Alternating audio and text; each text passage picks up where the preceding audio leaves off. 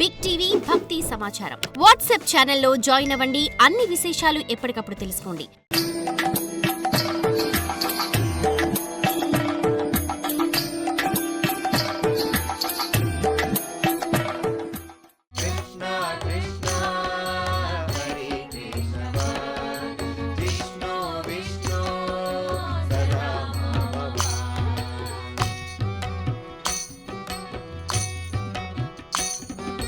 వత్సదైత్యాపః దేవబక సంహార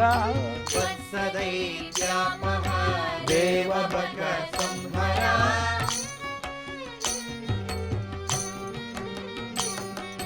నాసితాఘాసుర ధేనురక్షోగర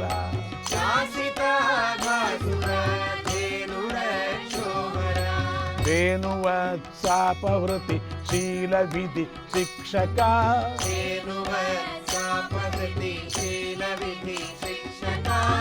కాళియాగీంద్రసి శార్తనాట్యోత్సవ కాళియాగీంద్రసి కృష్ణ కృష్ణ హరి కేశవ విష్ణు విష్ణు దీప్తదావాగ్నిపర పానచణ విక్రమ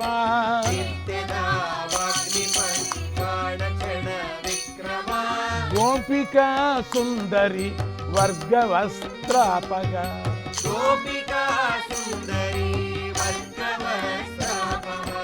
యమునా రామరస కాళికా సుందర యమునా రామరస కేళికా సుందర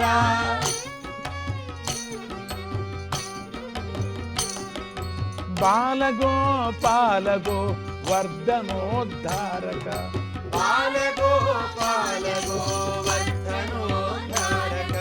కృష్ణ కృష్ణ హరి కేశవ విష్ణు విష్ణు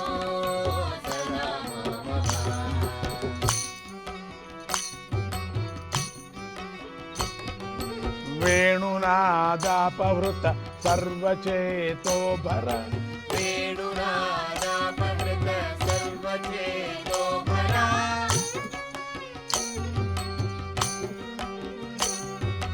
గోప గోపీ జనోధారకే లీపరా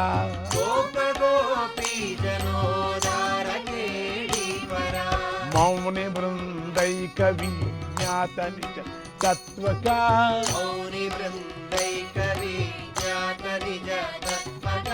సచ్చిదానంద సౌందర్య సారాత్మక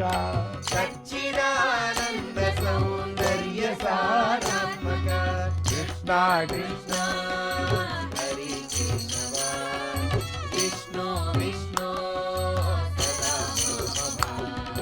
కృష్ణ కృష్ణ హరి కేశవ విష్ణు విష్ణు అలా కృష్ణుణ్ణి ధ్యానిస్తూ నిలబడ్డ శుకమునికి ఆకలి దప్పికలు లేవు. ఆయన శీతోష్ణాలలో సమబుద్ధి కలవాడు కనుక ఎండావాన అనేది కూడా లేదు. శుకుడిలా కృష్ణ ధ్యానంలో ఉండగా అక్కడికి లోపల నుండి ఇంకొక వృద్ధ ద్వారపాలకుడు వచ్చాడు. అతడు శుకుడిని గుర్తించి చాలా పెద్ద తప్పు జరిగిపోయిందని కాళ్లపై పడి పూజించి సగౌరవంగా అంతఃపురానికి తీసుకువెళ్ళాడు. ఆ రోజు ఆయనకు జనక మహారాజును చూడటానికి వీలు పడలేదు. సేవకులు శుకుణ్ణి ప్రమదావనం అనే అద్భుతమైన ఉద్యానవనానికి తీసుకువెళ్ళి అక్కడే ఉన్న అతిథి ప్రాసాదంలో బస ఏర్పాటు చేశారు. శుకుడి సేవకై 50 మంది సుందర స్త్రీలు నియమింపబడ్డారు. వారందరూ ఎదుటి వారిని మాటలలో దింపటంలోనూ తమ నాట్య నైపుణ్యంలో మనస్సు చలించేలా చేయటంలోనూ అరితేరినవారు. అలవాటు ప్రకారంగా వారు శుకుడి వద్ద కూడా తమ వయ్యారాలు వలకబోశారు. ఆయనకు స్నానాలు చేయించారు, భిక్ష వడ్డించారు. ఆయన విహారానికి తీసుకుపోయి ఉద్యానవనమంతా తిప్పి చూపించారు. అలా ఉద్యానవనంలో తిప్పుతూ శుకుడు మీద పడ్డారు. ఆత్మారాముడు, ఆత్మక్రీడుడు అనేటువంటి విషయం వారికి తెలియదు. ఆయన వారి చేష్టలేవి శుకుడి విషయంలో చెలించలేదు. ఆయన వచ్చినప్పుడు అక్కడ ఫలించలేదు. ఎలా నిర్మలంగా ఉన్నాడో ఇప్పుడు అలాగే ఉన్నాడు. ఆయనకు సంతోషం కానీ కోపం కానీ కలగలేదు. బయటకు మౌనంగా కనిపించిన లోపల భగవంతుడిని ధ్యానిస్తూనే ఉన్నాడు. ఆ స్త్రీలకు ఇక తమ ఉపాయాలు శుకుడిపై పనిచేయవని తెలిసింది. వారు ఆయనను భవనానికి తీసుకొచ్చారు. అక్కడ హంసతూలికా తల్పాన్ని చూపించి, స్వామి విశ్రమించండి అన్నాడు. శుకుడు నేలపై కూర్చొని మరుక్షణమే సమాధిలోకి వెళ్ళిపోయాడు. మరుసటి రోజు జనక మహారాజే స్వయంగా వచ్చి శుకమహర్షిని గౌరవించి ఆయన గొప్పతనాన్ని చుట్టూ ఉన్న వారికి తెలిపి అంతఃపురానికి తీసుకువెళ్ళాడు. అక్కడ జనకుడికి శుకుడికి మధ్య గొప్ప ఆత్మ చర్చ జరిగింది. ఇది చాలా పెద్ద ఘట్టం. ఈ ఘట్టాన్ని శుక జనక సంవాదం అనే పేరుతో మహాభారతం వర్ణించింది. శుకుడు జనకుడి వద్ద గడిపినవన్నీ రోజులు మరెక్కడా గడపలేదని చరిత్ర చెబుతోంది. దీనిని బట్టి శుక మహర్షికి ఆత్మతత్వం అంటే ఎంత ప్రీతి ఉండేదో అర్థమవుతుంది. శుకుడు మిథిల నుండి బయలుదేరి సంచారంలో ఉండిపోయాడు. అలా సంచరిస్తున్న శుకావధూతకు కురువంశరాజైన పరీక్షిత్తు శృంగి అనే ఋషి చేత శపింపబడ్డాడనే వార్త తెలిసింది. పరీక్షిత్తును ఉద్ధరించే నెపంతో లోకానికి భాగవత పరంపర అందించాలని శుకుడు సంకల్పించాడు. వెంటనే పరీక్షిత్తు ఉపవాసం చేస్తున్న గంగా తీరానికి వచ్చాడు. అప్పుడక్కడికి పిల్లలు శుకుడిని చూసి పిచ్చివాడనుకొని ఆయన చుట్టూ చేరి గేలి చేశారు. శుకుడు ఎవరినీ మందలించలేదు. ఋషులు దూరం నుంచి ఈ దృశ్యాన్ని చూశారు. ఆ వచ్చిన వాడు శుకుడే అని గుర్తించి ఆయన రాకను ఇలా పొగిడారు. ఏషాం సంస్మరణాత్ పుంసాం ఏషాం సంస్మరణాత్ పుంసాం సద్యక శుద్ధ్యంతి వై గృహాః సద్యక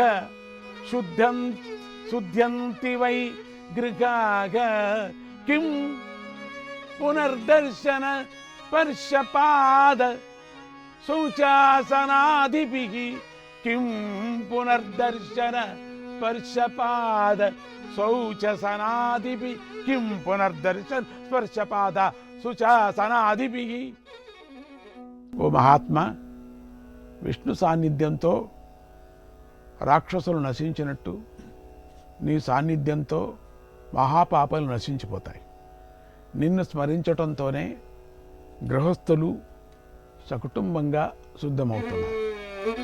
ఇక నిన్ను దర్శించటం, స్పృశించటం, నీ పాదాలు కడగటం అనే వాటి వల్ల కలిగే ఫలాన్ని మేము ఏమని చెప్పగలం అని ప్రార్థించారు. పరీక్ష మహారాజు కూడా శుకదేవుడికి అర్ఘ్యపాద్యాలనిచ్చి ఇలా ప్రార్థించాడు. ఓ శుక మహర్షి, నా విషయంలో కృష్ణుడు సంతోషించాడని అనిపిస్తుంది.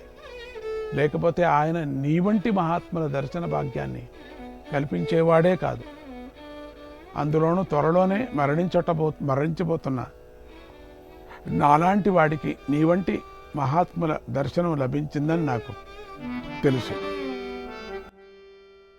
అతః పృచ్ఛామి సంసిద్ధిం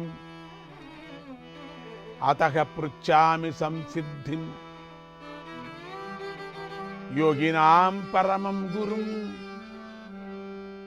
అథ పృచ్ఛామి సంసిద్ధిం యోగినాం పరమం గురుం. పురుషస్యేహ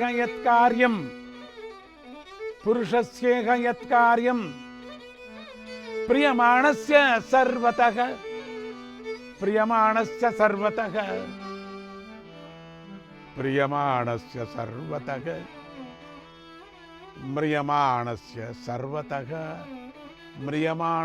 సర్వతః. ఓ సుఖమహర్షి, మీరు యోగులకు పరమ గురువు. అందుకే మిమ్మల్ని మోక్షోపాయము చెప్పమని ప్రార్థిస్తున్నాను. మరణం ఆసన్నమైన వారు ఏది చేయాలో దాన్ని నాకు బోధించండి. మరణం దగ్గర వస్తుంది అని తెలిసిన తర్వాత వాళ్ళు ఏం చేయాలా? అయ్యో అప్పో అయ్యోయా అయ్యోయా చచ్చిపోతానా అనుకోకుండా యశ్రోతవ్యమతోచాప్యం, చావటానికి భయపడకూడదు, చచ్చిపోతానని దుఃఖించకూడదు. యశ్రోతవ్యమతోజాప్యం యత్కర్తవ్యం నృభిః ప్రభో,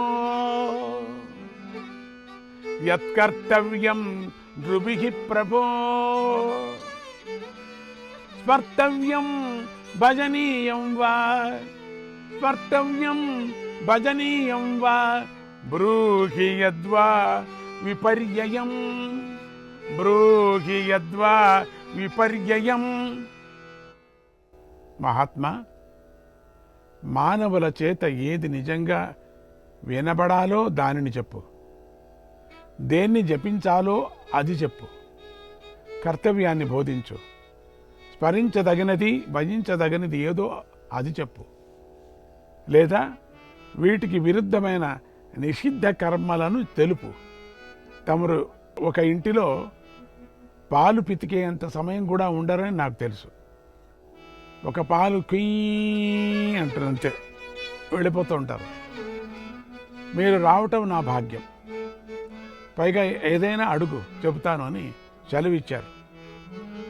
ఇది ఇంకా గొప్ప భాగ్యం, అందుకే అడుగుతున్నాను స్వామి, నాకు బోధ చేసి నన్ను తరింపజేయండి అన్నాడు పరీక్షిత్తు. మరణం దగ్గర వస్తుంది అని తెలిసిన తర్వాత వాళ్ళు ఏం చేయాలా? అయ్యో అప్పో అయ్యోయా అయ్యోయా చచ్చిపోతానా అనుకోకుండా యశ్రోతవ్యమతోచాప్యం, చావటానికి భయపడకూడదు, చచ్చిపోతానని దుఃఖించకూడదు. యశ్రోతవ్యమతోజాప్యం యత్కర్తవ్యం నృభిః ప్రభో, యత్కర్తవ్యం నృభిః ప్రభో,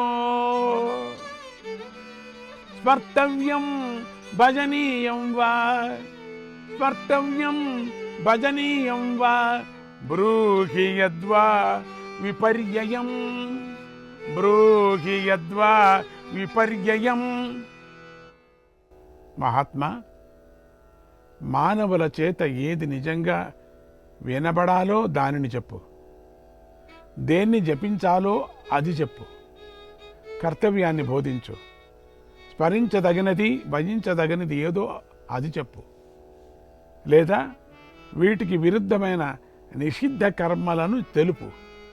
తమరు ఒక ఇంటిలో పాలు పితికేంత సమయం కూడా ఉండరని నాకు తెలుసు. ఒక పాలు కుయ్యి అంటారు, అంతే వెళ్ళిపోతూ ఉంటారు. మీరు రావటం నా భాగ్యం, పైగా ఏదైనా అడుగు చెబుతాను అని సెలవిచ్చారు. ఇది ఇంకా గొప్ప భాగ్యం, అందుకే అడుగుతున్నాను స్వామి, నాకు బోధ చేసి నన్ను తరింపజేయండి అన్నాడు పరీక్షిత్తు. అప్పుడు శుకుడు కొద్దిసేపు కళ్ళు మూసుకొని ధ్యానంలో ఉండి శ్రీహరి స్మరణ చేశాడు.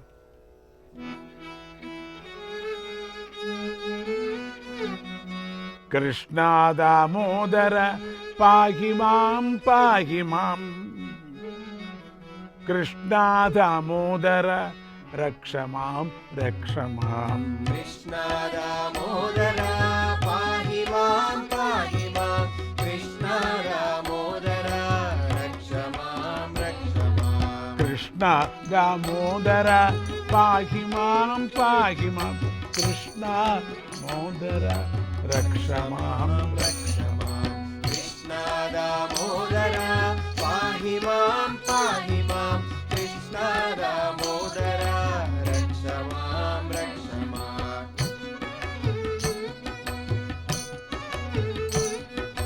నమలి పించమ్ముతో పిల్లన గ్రోవితో, నెమలి పింఛమ్ముతో పిల్లన గ్రోవితో, పట్టు పుట్టంబుతో పూసల పేరుతో, పట్టు పుట్టంబుతో పూసల పేరుతో,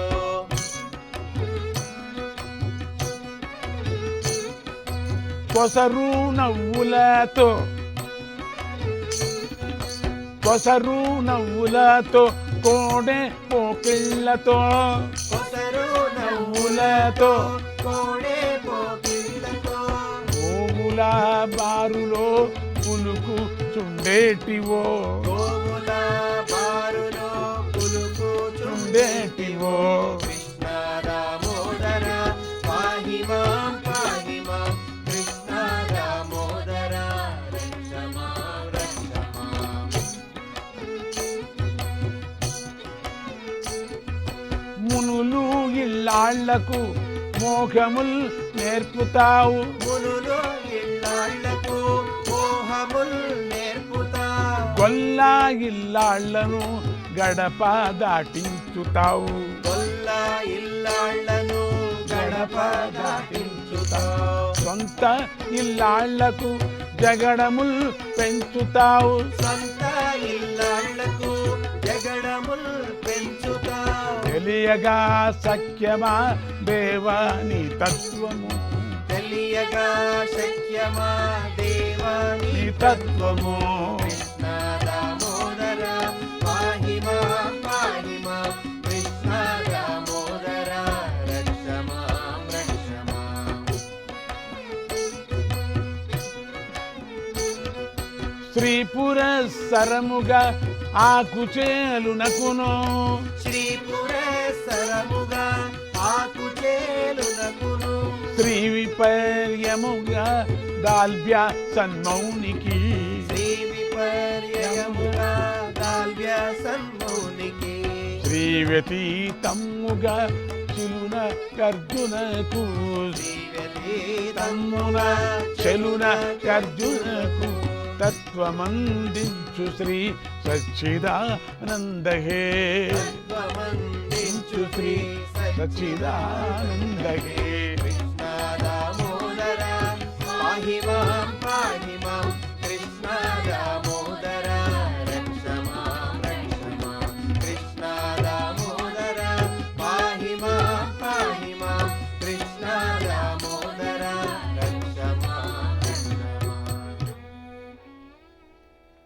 ఆ నామస్మరణ అయిన తర్వాత శుకుడు ఇలా చెప్పాడు, రాజా లోకహితమైన ప్రశ్నే వేశావు. మానవులు వినవలసిన విషయాల వేల కొద్దీ ఉన్నాయి, కానీ అవన్నీ ఆత్మతత్వం తెలియని వారికి మాత్రమే విధింపబడి ఉన్నాయి. నిద్రయా హ్రియతే నక్తం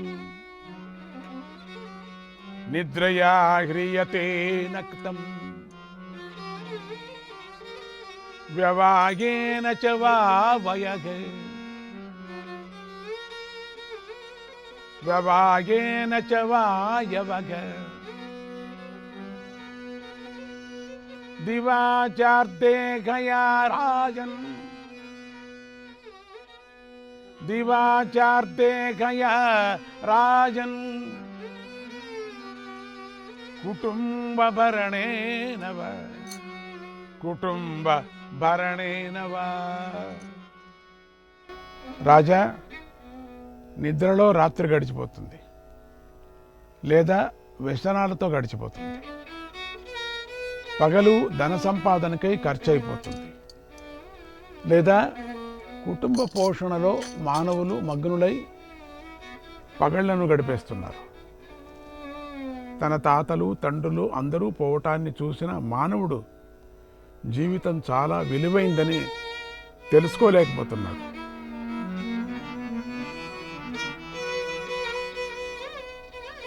తస్మాత్ భారత సర్వాత్మా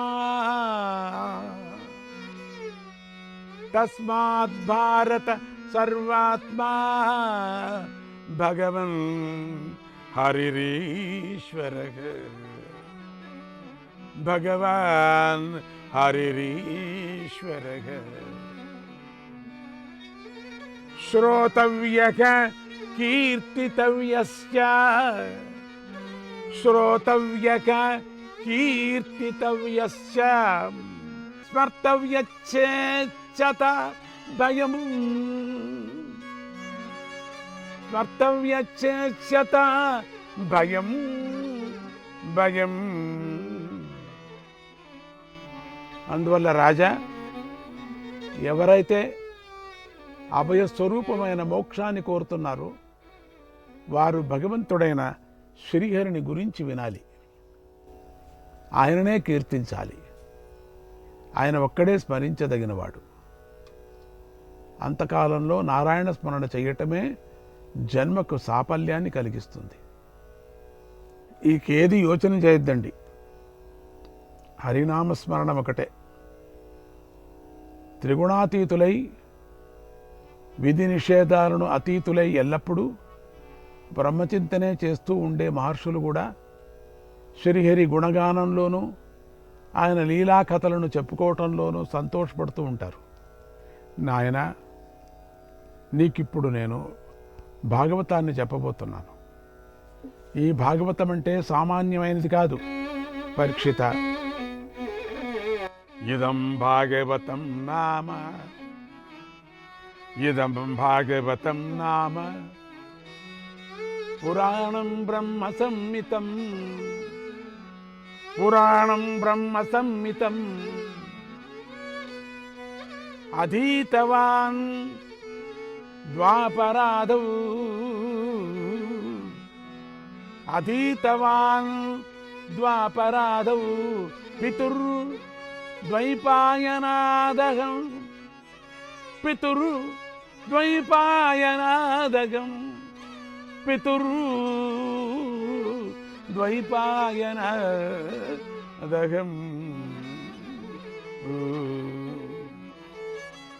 రాజా, ఈ భాగవత పురాణము వేదంతో సమానమైనది. దీన్ని నేను ద్వాపరాదులు నా తండ్రి అయినటువంటి ద్వాపరయుగంలో ద్వైపాయన మహర్షి దగ్గర అధ్యయనం చేశాను. ఇక్కడ ద్వాపరాది అంటే ద్వాపర ఆది యస్య సహ ద్వాపరాంత అని అర్థం. అంటే ద్వాపరానికి కలికి సంధికాలం అని అర్థం. ద్వాపరానికి కలికి సంధికాలం. రాజా, ఈ భాగవతాన్ని వింటే శ్రీహరిలో మతి స్థిరపడుతుంది. భాగవతాన్ని విన్నవారికి భయం అనేదే ఉండదు. కట్వాంగుడనే మా రాజర్షి ఈ భాగవతాన్ని విని ముక్తిని పొందాడు. ఆయనకు ముహూర్త కాలంలో ముక్తి వచ్చింది. ఓ పరీక్షిత్ రాజా, నీకు 7 రోజులు సమయం ఉంది. ఆ సమయం చాలు. భాగవతాన్ని బోధిస్తాను, శ్రద్ధగా విను, ముక్తిని పొందు, భయాన్ని విడిచిపెట్టు. అభయస్వరూపు అయినటువంటి శ్రీహరిని మనస్సులో ధారణ చెయ్యి అని చెప్పి 12 స్కందాల భాగవతాన్ని వినిపించాడు. అలా శుకావధూత భాగవతాచార్యుడయ్యాడు. అంతేగాక అద్వైత సంప్రదాయానికి గురువయ్యాడు. రాబోయే మన్వంతరాలలో శుకమహర్షి సప్త ఋషుల్లో చేరబోతున్నాడు. ఎల్లప్పుడూ ఆత్మతత్వంలో రమిస్తూ నారాయణుడనే మనస్సులో ధరించి ఉన్నటువంటి నారాయణ్ణే శుకదేవుడి స్మరణతో బ్రహ్మతత్వం గోచరమవుతుంది. మధ్యమునులకు భగవద్భక్తి దృఢమవుతుంది. అధములకు భక్తి మార్గంలో నడవాలన్న శ్రద్ధ కలుగుతుంది. మీ అందరికీ వైరాగ్య బుద్ధి కలుగుగాక, జ్ఞానము లభించుగాక అని ఆస్వాదిస్తూ ఓం నమో నారాయణాయ, ఓం నమో నారాయణాయ, ఓం నమో నారాయణాయ. వినరో భాగవతోత్తమ కథలు, వినగా వినగా తొలగును వ్యధలు. వినరో భాగవతోత్తమ కథలు, వినగా వినగా తొలగును వ్యధలు. పలువిధ భక్తుల వింత చరితలు, అందించుము అవి అందని ఫలములు. పలువిధ భక్తుల వింత చరితలు, అందించుము అవి అందని ఫలములు. ప్రమద్వర అనేటువంటి అప్సరస గర్భంలో ఒక పిల్లవాడు పుట్టాడు. వాళ్ళిద్దరికి శునకుడి కొడుకు కనుక ఆ పిల్లవాడిని తోటి ఋషి బాలకులు శౌనక అని పిలవసాగారు. శునకుడు కొడుక కాబట్టి శౌనక అన్నారు. ఆయన కూడా ఆ పేరే బాగుందని చాలా సంతోషించాడు. శౌనకుడు తండ్రి పెంపకంలో సమస్త విద్యలను అధ్యయనం చేశాడు.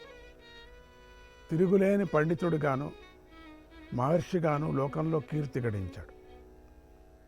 శౌనకుడి ప్రసక్తి వేదాల్లోనూ పురాణాల్లోనూ అనేక సందర్భాల్లో కనిపిస్తుంది. ముండకోపనిషత్తు, పరబ్రహ్మోపనిషత్తు మొదలైన ఉపనిషత్తుల్లో శౌనక మహర్షి ప్రసక్తి కనిపిస్తుంది.